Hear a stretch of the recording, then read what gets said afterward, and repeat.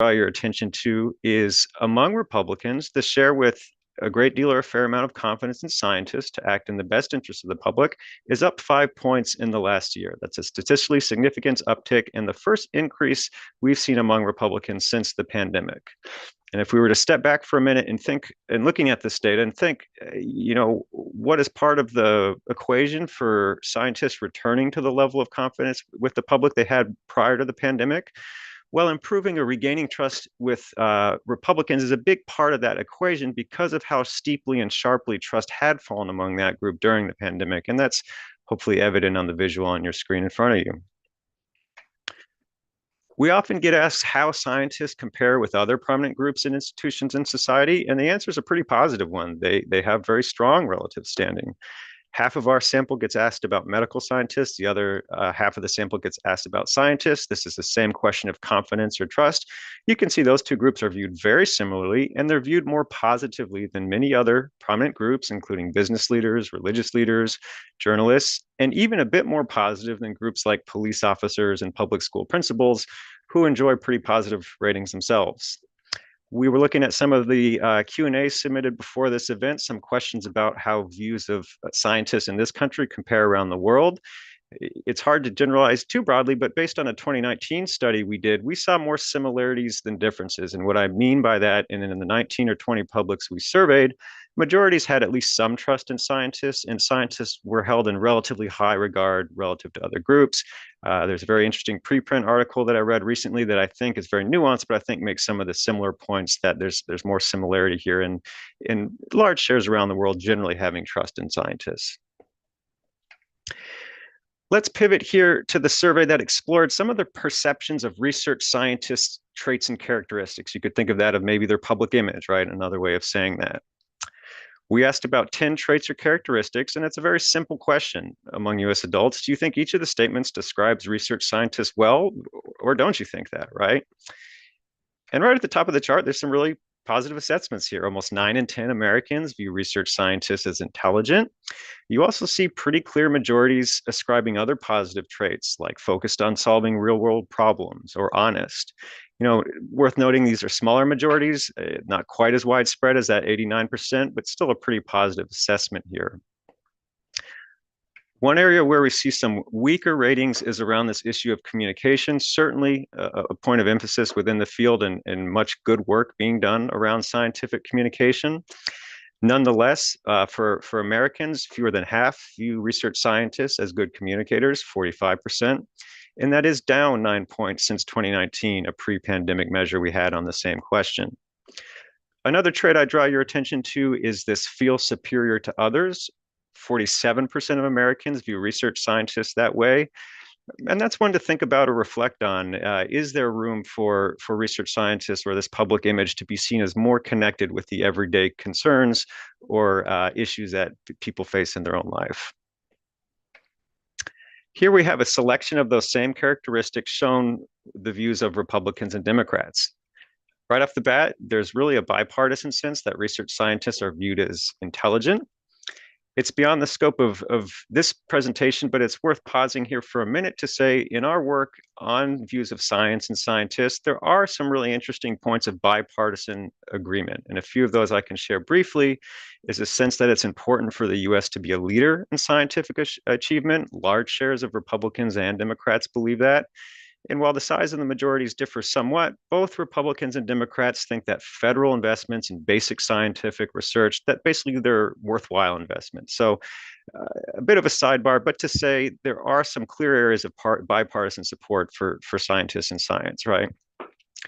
As we move down the slide, we do see some differences here. The sense of being focused on real world problems. Most Democrats say that describes research scientists well.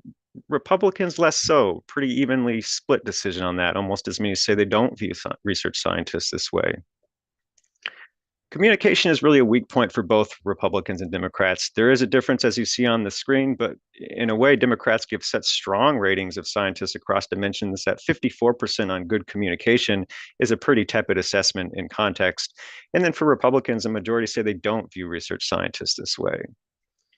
And then here again, we return to this trait of feel superior to others. And I think it's worth pointing to this, that a majority of Republicans hold this impression that research scientists feel superior to others. I think that's worth reflecting on when you're trying to put some of the puzzle pieces together about what's behind some of these views and how do they fit together.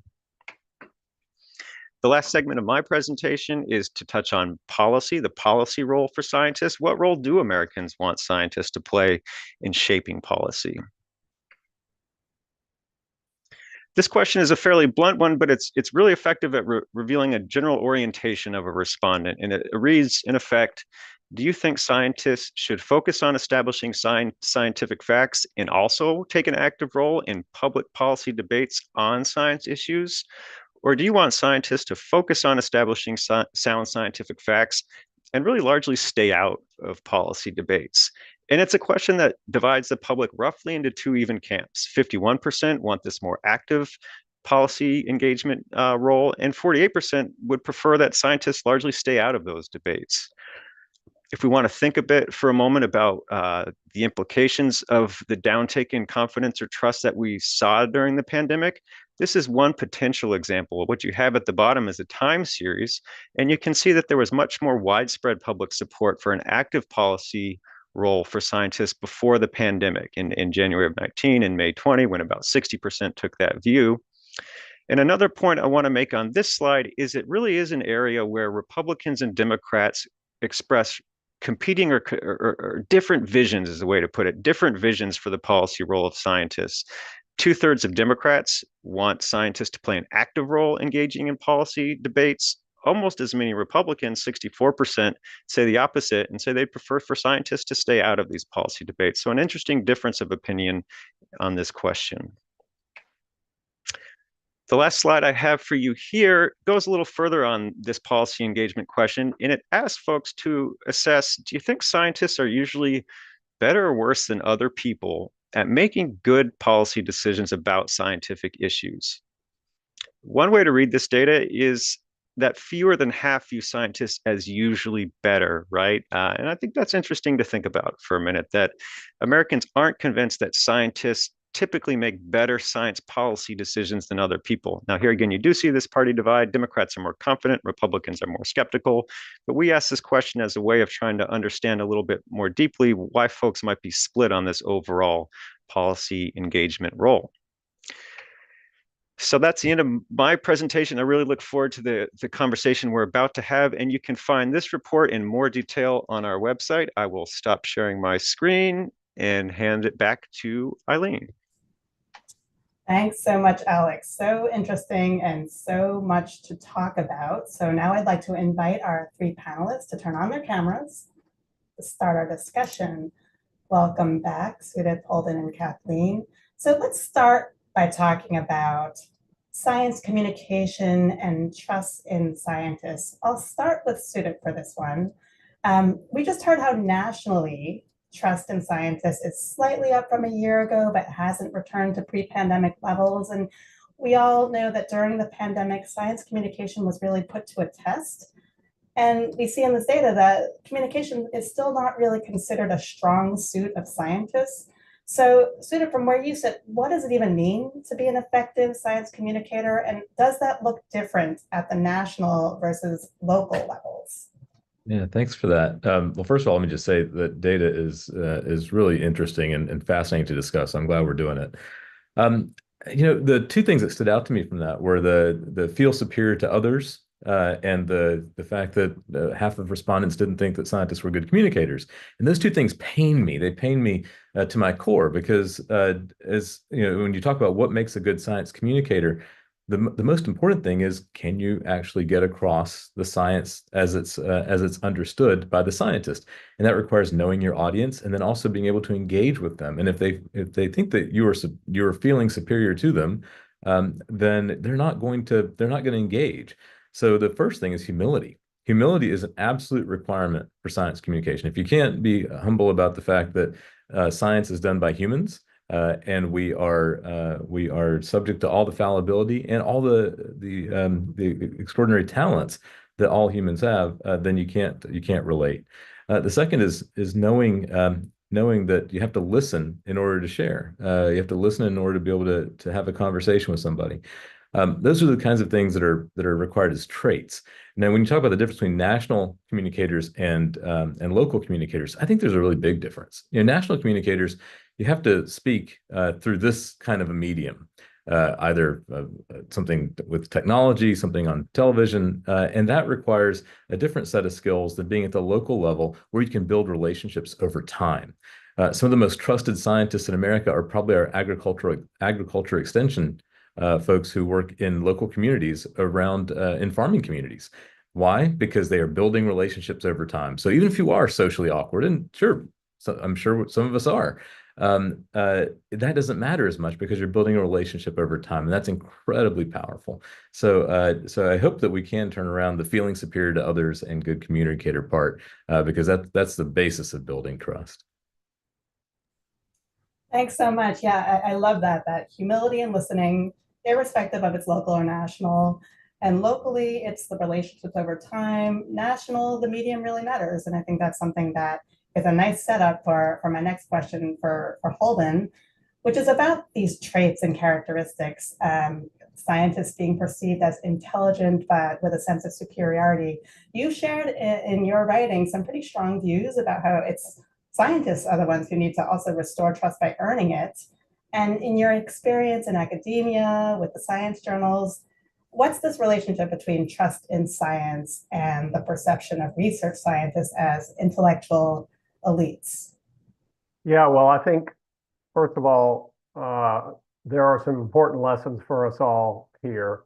And as I've said, pretty forthrightly the last year or so, we made some mistakes during the pandemic.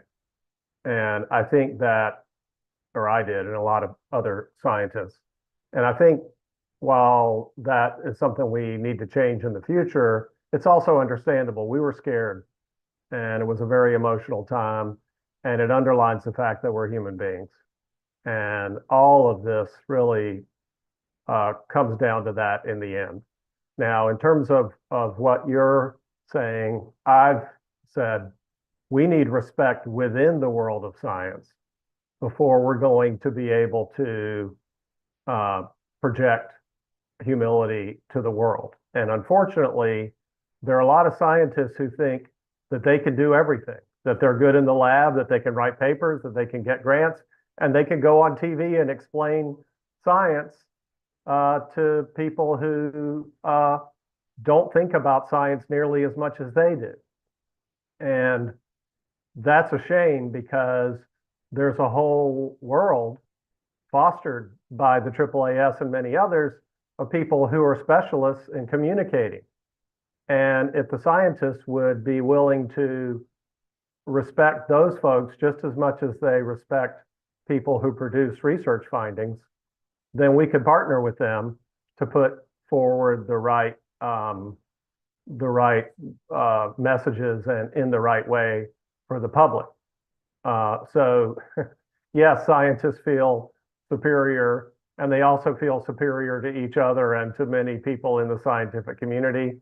It goes with the passion and excitement and drive that they have to do this. And it goes with their humanity, which is what we're here to talk about. But my solution to this has always been, even during the pandemic, a much more deliberate partnership with outstanding science communicators than it is with trying to get people who are good at all these other things to suddenly become good at public communication, which I think is something people have talked about a long time and we haven't realized. Yeah, I think a lot of our communications colleagues who have joined, they feel seen in hearing you speak. And the recurring theme I'm hearing from both you and Sudip so far is this idea of, we're humans too, and there's a humility that needs to be expressed and appreciated that from what I'm hearing from both of you is pretty fundamental to building trust, regardless of whether we're talking about academic publishing, local level, national level. I want to pause for a moment to invite audience members as we're having our discussion to go ahead and start entering questions into the Q&A. And when we get to that segment, we'll be sure to be reviewing them to incorporate them into our Q&A as the time allows. So now I'd really love to hear from Kathleen on this adjacent thread about miscommunication. So we know scientists alone aren't the sole messengers of science, and there's so much misinformation and disinformation out there by many messengers on many platforms. So for everyone involved in communicating science, trying to build trust in science, how should they best navigate this information ecosystem? Well, first, I think it's important to remember that most research scientists don't communicate to the public. They communicate to each other. And when they're communicating to each other, they're speaking in a language that is highly concise and very technical, because that's very efficient. But when that language moves out into public, because we have emerging knowledge, and now suddenly they're being called upon, and others are being called upon to represent their work, sometimes they forget that the language that they speak to each other is not the language of the public. And so when they use words like luciferase or lipid nanoparticles, there's already an association out in the world with nanoparticles, and it has nothing to do with the nanoparticle as it is conceived by the scientists. And luciferase has the word Lucifer in it. So there are times in which the vocabulary moves out without an awareness of how that language is used in the public at large. So as we move scientific knowledge, we need to ask, what does the public hear when people talk? And have we translated so that the meaning that we're trying to convey is the meaning that is heard?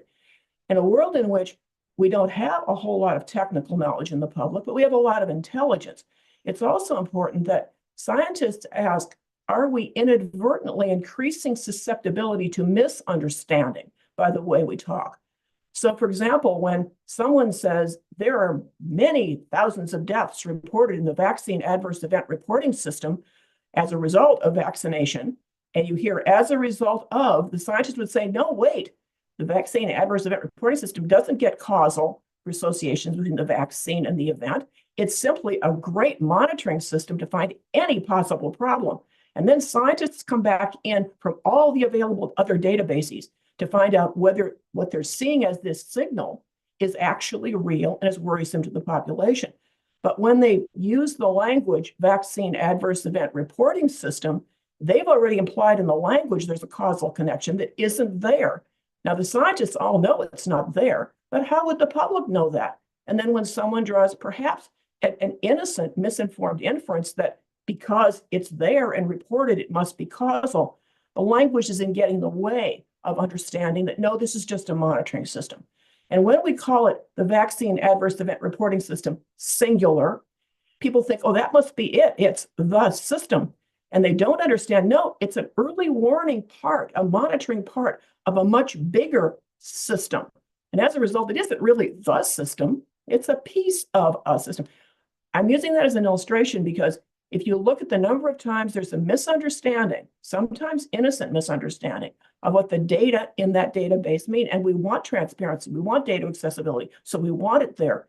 If we haven't clarified by getting the right name on the monitor, it becomes more difficult for people to understand what they're actually hearing.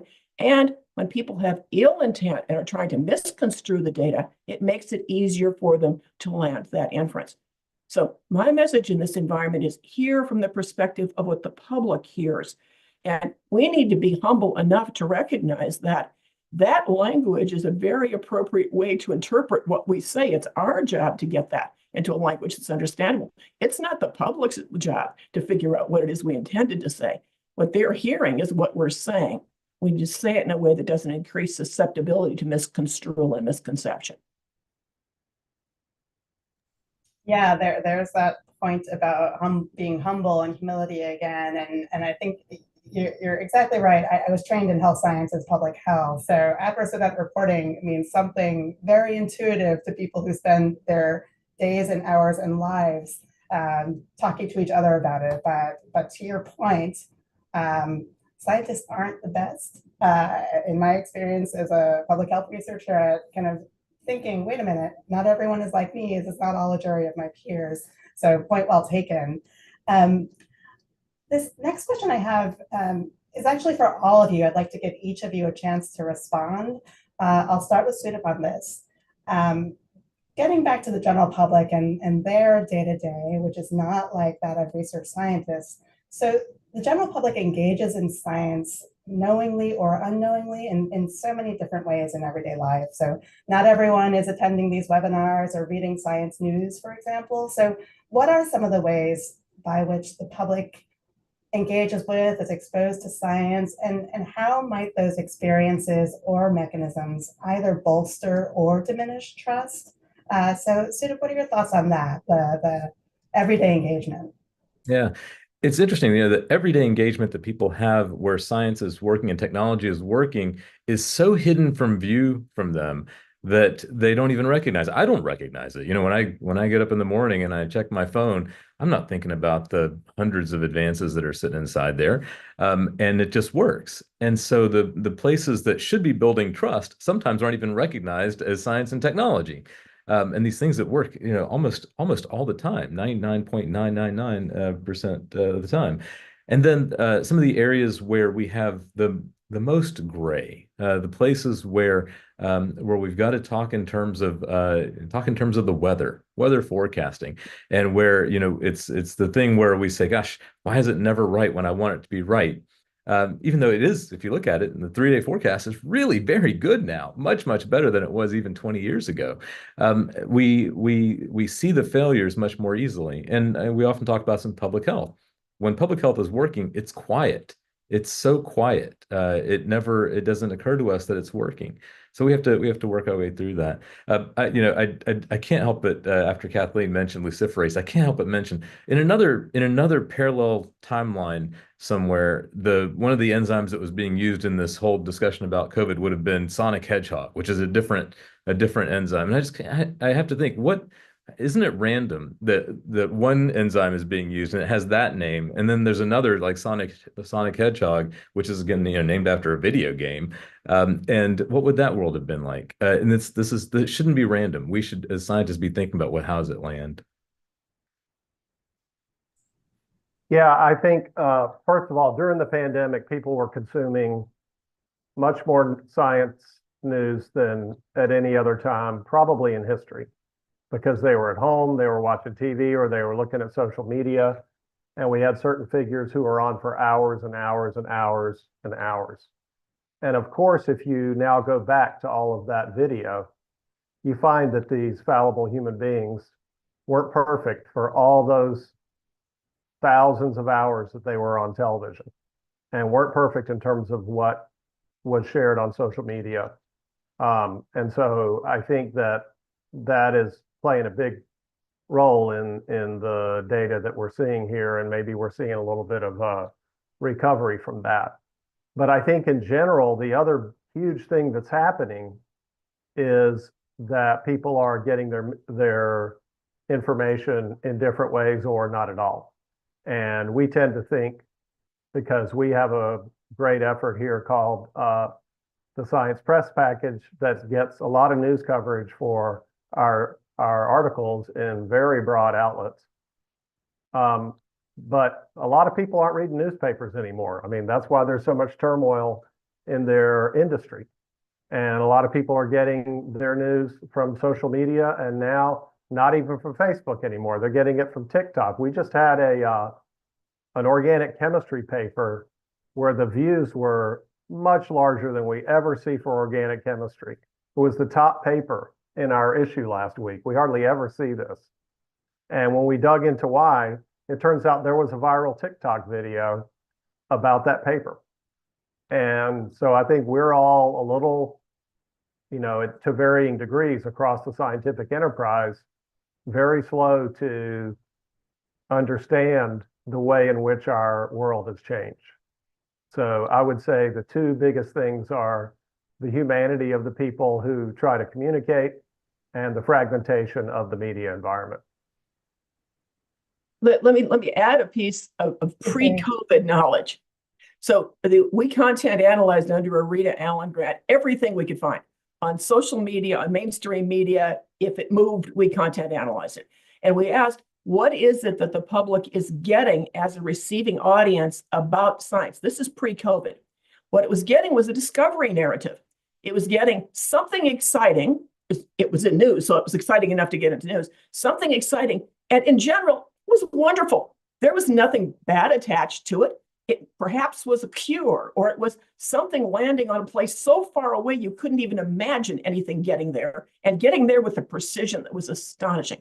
So across time, that discovery narrative bolsters confidence that science as an enterprise gives us useful knowledge, but also just knowledge that's exciting to know about our place inside humankind and inside a universe.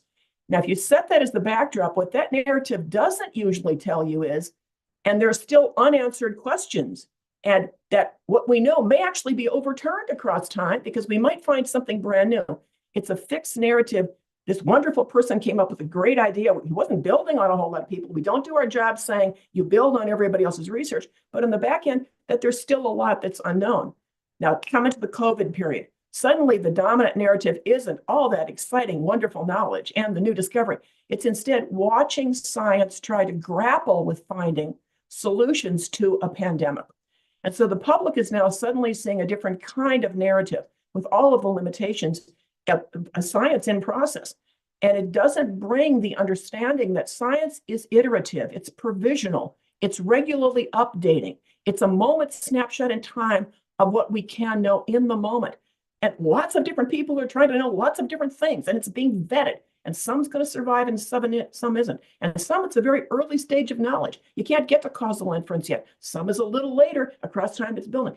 So this narrative comes in, and we forgot to tell the public every time we talked, this is what we know right now with all these limitations. These are all the unanswered questions. This is highly provisional. The scientific community had to deal with emergent knowledge, and the public was seeing that process, which inside the scientific community, you rarely see move with this kind of speed, with this kind of all hands on deck activity. And as a result, when people forgot to say, this is what we know right now, these are the unanswered questions. What we say right now may be overturned tomorrow as we find out about aerosolized transmission, as we find out that people who look healthy might actually be carrying a virus. So you might need to wear masks, everybody, because you might actually be able to transmit a virus even though you think you're healthy and everybody else around you thinks that you are as well. We forgot to bookmark. We forgot to say something the scientific community knew. It's iterative. It's provisional. They're unanswered questions. The public heard statements as a result as they know it, when we knew we didn't. The scientific community knew we're still grappling. And then when new knowledge emerged, the scientific community forgot often to say what it knew and the other scientists knew. We changed the position because there was new knowledge. We're telling you this now because there is additional knowledge. And they forgot to explain what that knowledge was. Sometimes they'd explain it just once and think we would remember it all the other times. They said, you should mask now. They didn't hear, we believe everyone should mask now because we understand actually a risk of aerosolized transmission and of asymptomatic transmission. And as a result, we need to worry first about holding those masks for the first responders, but everybody who can mask should mask now. So science had the disadvantage of a narrative that built confidence in it in the presence of a narrative that was showing emergent knowledge. We hadn't put the predicates in to let the public understand that those statements weren't final, they were provisional, they were iterative, things were going to change. We also forgot to tell them basic things we do know. Viruses mutate. This vaccine might turn out to be less effective across time, in part because viruses mutate. This vaccine might be more like the flu shot. You might need multiple ones as opposed to just one like the MMR. So we forgot to tell the public things we knew from just our backdrop of knowledge. And that doesn't mean the scientists were being duplicitous or in some way attempting to confuse the public. They just forgot to put in place the presuppositions they had with each other that the public didn't already share.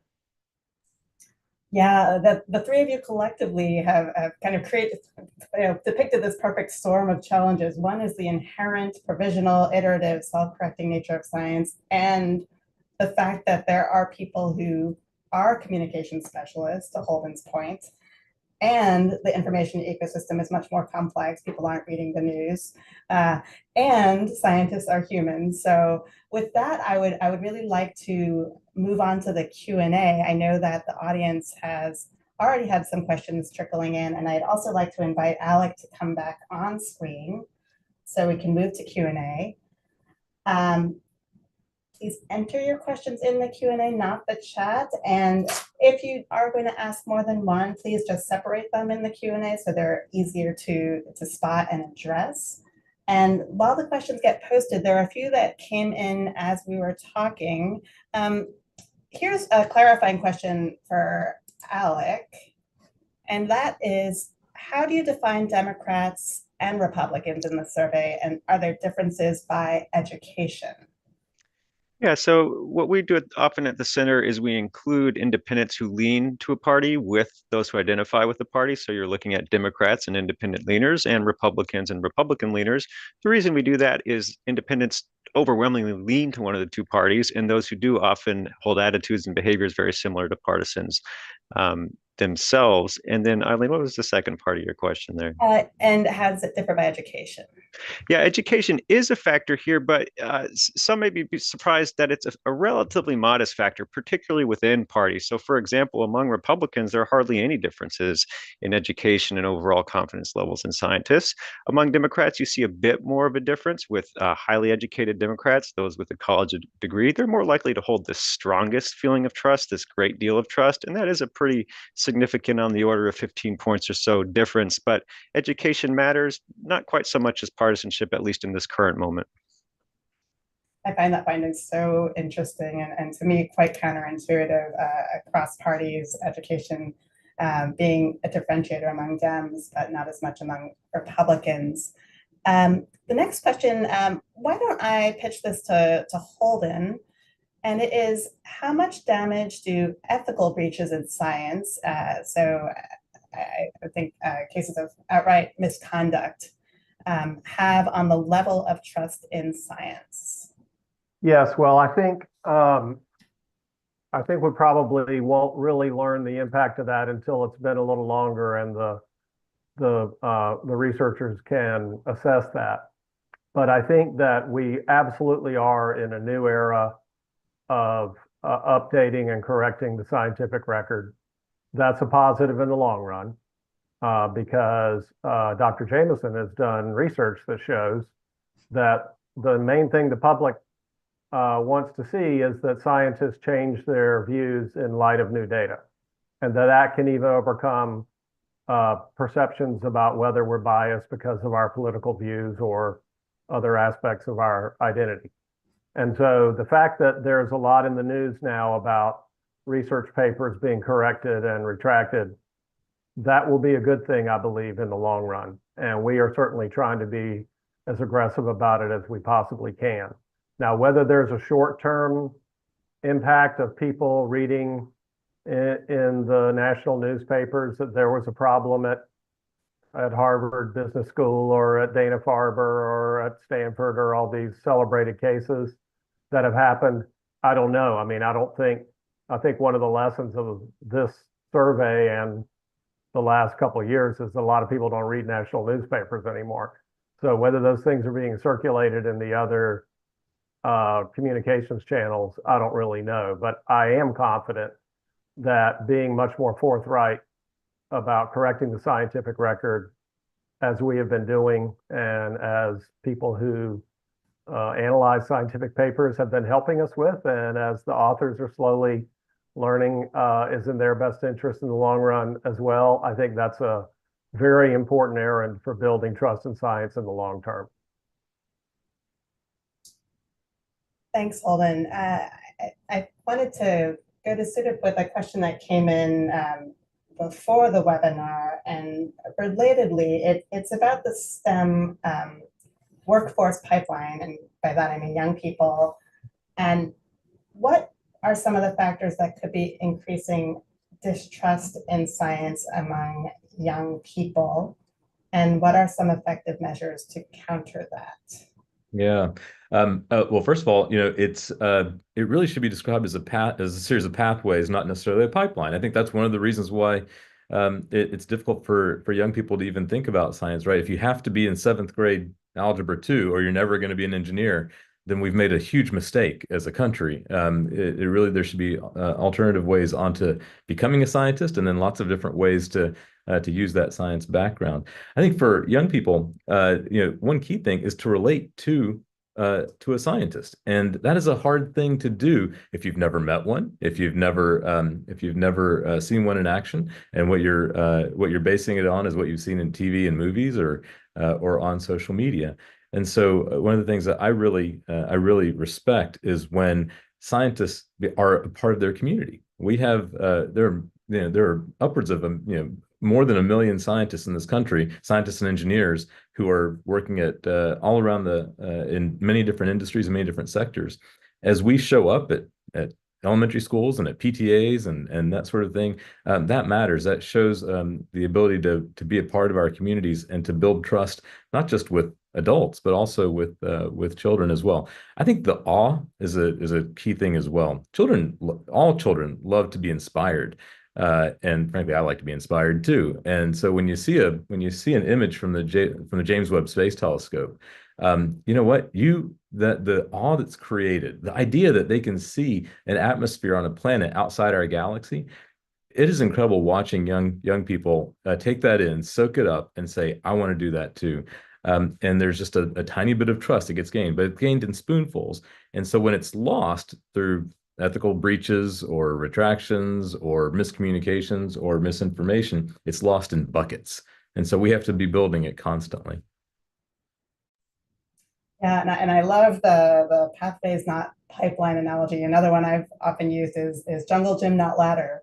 So to take your point that it's the awe and the exposure and relationships, whether it's on a jungle gym or on pathways, I take your point and I appreciate that.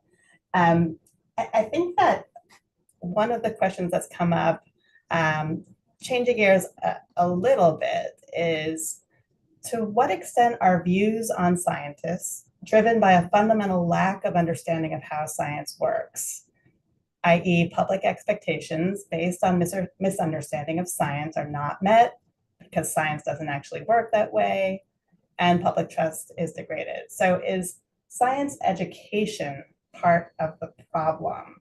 And why don't I pitch that to Kathleen first? Is science education part of this problem?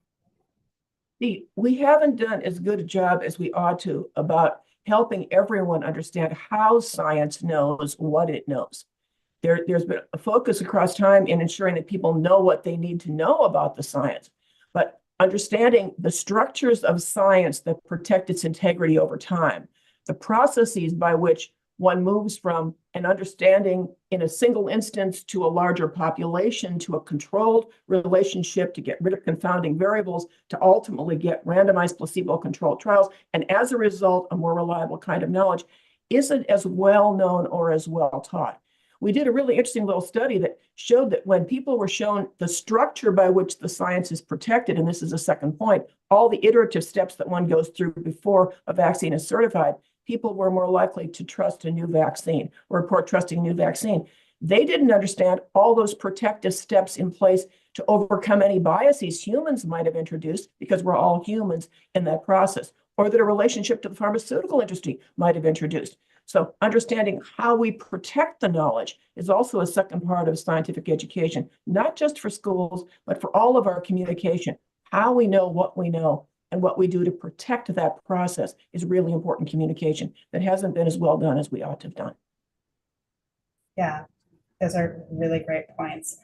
I think we're just about at time, so I wanted to close with a lightning round question that I will give each of you the opportunity to give a brief response to. And I know it's going to be very hard when you hear what this question is, but here in the United States, we did have a big election not so long ago. And one of the panelists asked, one of the participants asked, how do you think we should proceed in terms of continuing to try to shore up public trust in science, especially over the next 4 years? Why don't I start with Holden? Oh, thanks a lot. Yeah, well, we have a lot of work to do. I mean, that's clearly the lesson of the last week and of really the last few years.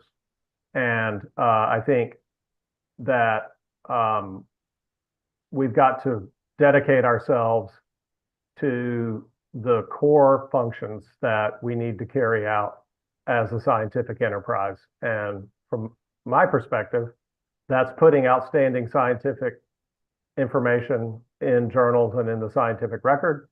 And that is caring for the welfare of the scientific enterprise. So those things are well within our wheelhouse. During the pandemic, a lot of people, including me, were sharing their innermost thoughts all the time on social media. It was a good response to the stress that we were under, and it kind of brought people together. But there are very specific things that we control that we are responsible for, and we need to focus on those and get people to understand that, and of course, it's always been true. That is where we spend almost all of our professional time. And we need to do a better job of showing people what that is. Thanks, Holden. Kathleen, what are your thoughts? We live in a time of lower trust in institutions in general, lower confidence in expertise in general. And if we're going to try to increase the amount of beneficial knowledge, the best of what's known at the moment, we're going to have to increase the number of times that people turn reliably to people they trust at the local level. The biology teacher who's teaching the high school biology class, the local healthcare provider. These people have high trust in their communities, within the community that needs to get the most useful scientific knowledge that we have at the moment, with all the provisos about it being time limited, provisional, and subject to updating. We're going to be rebuilding what trust has been lost, I think, by building up at the local level as we restore confidence in the concept of expertise and institutional spokespersons. Thanks, Kathleen. And Sita, if you have the final word. Thanks. I'll just say I agree with both of them, but I'll add one thing, which is that we live in this extraordinary moment in time when things are moving so quickly.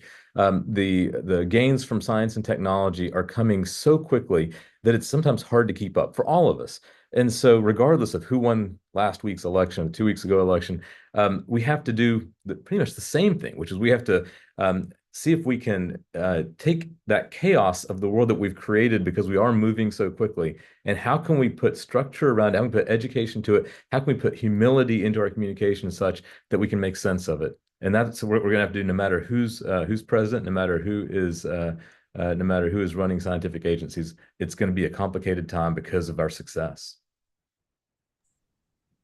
Great, thank you so much. And with that, I would like to thank all of our participants and panelists. We really appreciate all of the insights and expertise you shared with us today. And thanks to everyone for joining, and have a great evening.